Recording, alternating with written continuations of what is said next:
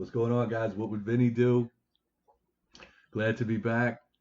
I want to thank everybody for tuning in. So, tonight's topic, I'm going to touch on buying and selling during this pandemic. Is it a smart time? Should you just wait it out? I'm sure homeowners are nervous, as well as buyers right now. So, the truth is, the market has not gone down. So, if you were thinking of selling, you're getting ready to put your house on the market, everything started to hit, and you decided, let me wait things out, let me see how things play out, go back to normal. And I've heard, believe me, I've heard a lot of people using this strategy. And in my professional opinion, I would not hold off. I would list now, and I'm going to tell you some of the reasons why that is. Inventory was low before all this craziness started, and even lower now. It's been a seller's market now for quite some time due to that exact reason. Supply and demand, which means more qualified buyers than there are houses on the market, which means advantage seller. That sounds like basic stuff, right? But you may be shocked to know some realtors don't even understand that concept and what that means to you as a seller in these conditions. What it means and what it means and what you should be doing to take advantage of these conditions is using a realtor who has experience navigating multiple offers, who could tell the difference between a higher offer and a stronger offer. That's a big one right there. The last thing you want to do is get locked into a contract and find out 2 months later that buyers could not get their mortgage commitment, which basically means they could not secure the loan from whichever lender they're using, and you're starting back at zero. And I can tell you from experience through COVID, it's happened to me, and luckily I've been through it enough where I know the importance of the backup offer, and I was able to quickly transition it back to the backup offer without a hitch, and we're getting ready to close. So it happens, trust me, and that's the last thing you want to do to your client as an agent listing their home. So when you're listing your home, be wary of that. Be mindful of that when you're interviewing realtors to take the position of selling your home. So that's that's another pivotal part of it. I'm going to stay focused on the topic, which is should I sell or be looking to sell during this pandemic? So as I said, there was low inventory before this started, and now it's actually lower. And the reason is obvious. People are nervous. There may be tenants in the house and they're afraid to let people in at this time. And owners themselves might live there and they're worried for their own health and not putting the house on the market, which is contributing to lower inventory than it was before. So again, as I said in the beginning, low inventory means advantage seller. As far as pandemic, it has not affected home prices. If anything, it has made them more valuable. I purchased my house a few months before this all started, and I got to tell you, I was happy then. I was getting like a nice yard. I was getting a pool for my kids. I was excited about it. Then this pandemic hit. You, it's like a godsend having that now. Like I can't tell you how ecstatic I am to be able to have that space to hang out with my family and my friends and my kids. And it's just it has more value now. So think about that.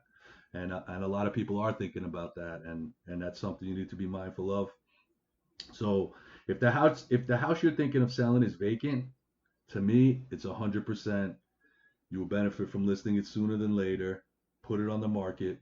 What you do need to do, as always, make sure you have a realtor who's going to practice safe and proper guidelines for showing your home. If you're not taking professional pictures or doing virtual tours, you're not doing it right. Of course, list the property correctly, which is always the major factor, and netting more money at the end of the transaction. I speak about this over and over again, and I can't speak about it enough. A lot of people think they could always list it higher and work their way down. It does not work that way, and you will actually hurt yourself, especially in this market. So make sure you're using a realtor who understands the importance of listing the house correctly and knows how to do it. So what if the house is not vacant? So this is where it gets a little dicey, right? So if you're healthy, your health isn't compromised in any way, and again, you choose the proper realtor to follow all safe measures of showing, getting those virtual tours going, space out the showings properly, and make sure you as the owner are not present during the showings. People are wearing masks, gloves, proper footwear, taking off their shoes, and going the extra mile to make sure these are qualified buyers. That's a really important part of this. We don't want to waste time showing buyers in this time that can. You never want to waste time showing buyers that can't buy the house, but this time it's really magnified, and you definitely can't be doing that. So I still feel even if you live in the house, if your health is good and you're not terrified and you think you can hang in there, that it's a good time to put your house on the market. If you have tenants, that's like I said at the beginning. I have a listing now, and I have amazing homeowners. They became friends. I've done quite a few transactions for them, and they're selling a condo, and the tenants are working late, and they're sensitive to the tenants, and I get it. And they want to wait before they start to show. The tenants are worried, and they want to respect the tenants' feelings, and they want to wait. So my advice to them was, let's temporarily take it off the market and we'll see what happens. But that these sellers are in a position where they can afford to do that and feel more comfortable that way. And you got to remember, whether we're in a pandemic or in normal, which we don't know what that's going to be, normal conditions anymore, it's about the client's needs. So each situation is different for everyone.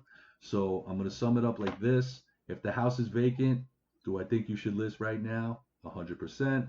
Instead of waiting for things to get better, go back to normal, which I think this is going to be the new normal. A lot of what's going on now with the virtual tours and all this stuff. Um, so yes, you should definitely list. Do you wait? If you wait, and if you do choose to wait, I'm going to tell you what can happen if you wait. Two things that can happen that can cause you not to net as much money, and one of those being interest rates can go up, right? So that's going to hurt you as a seller because you're not going to have as many buyers and more inventory on the market. And so you have those two major things. If you list now, which will play in your favor. That also helps when you have multiple offers. So multiple offers and just being able to renegotiate once someone gets an accepted offer on your house, they're going to do an inspection and sometimes they're going to ask for renegotiations and sometimes they're going to be unreasonable with their request. And if you have other offers, that's the time where your realtor is going to say we're going to move on to the other offer, and that gives you leverage with the buyers. So and you move to the backup offer. It's very important part of choosing a realtor that understands that part of the transaction. And how do I understand it? From past experience, of course.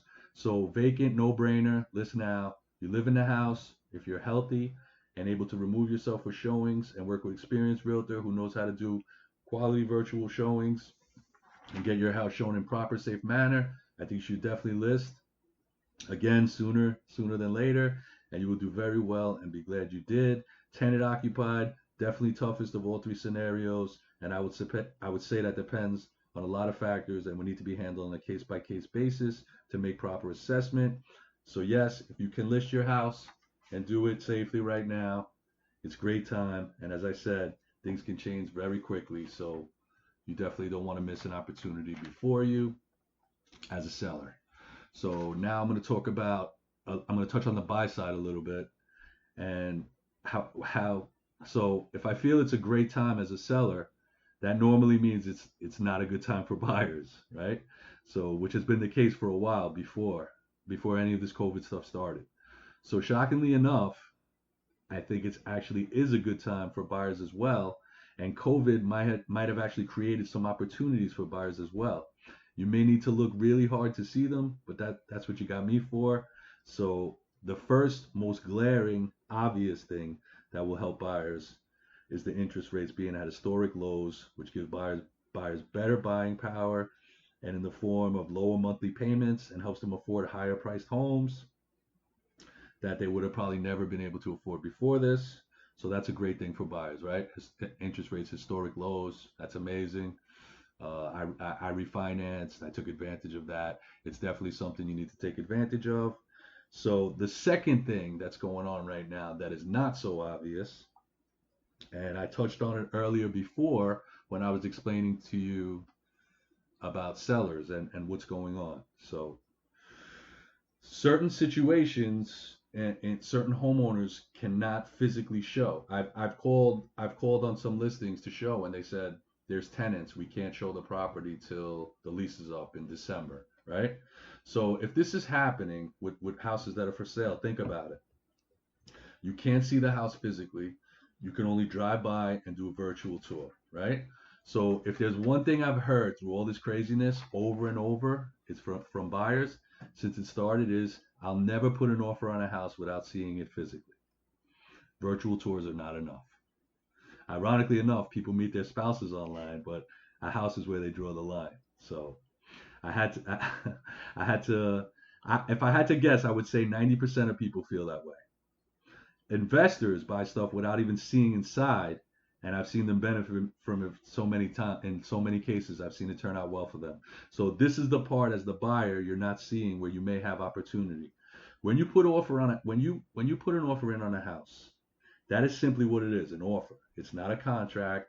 It's not a binder. It's a verbal offer. So you're gonna have the opportunity to see the place inside from the point you make that offer and the point you actually sign contracts and put the down payment down. Anytime in between there, you can change your mind. This is not Florida. There's no binders. You don't have to transfer any money. There's nothing legally binding you to the house from a verbal offer. So when you say you don't you would never buy a house without physically seeing it, I understand that and I think that's smart and that's good, but I'm not asking you to do that. What I'm suggesting you do is make offer without physically seeing, right? You see the virtual tour, you do the drive-bys, you know the neighborhood, you know it's a good price, you make an offer without physically seeing. That's very different than buying a house without physically seeing. So again, you're going to have an opportunity before you get to that somewhere down the line, there's going to be an inspection. At some point, you're going to see that house before you sign the contracts and put the money down. And if you don't, you can walk away.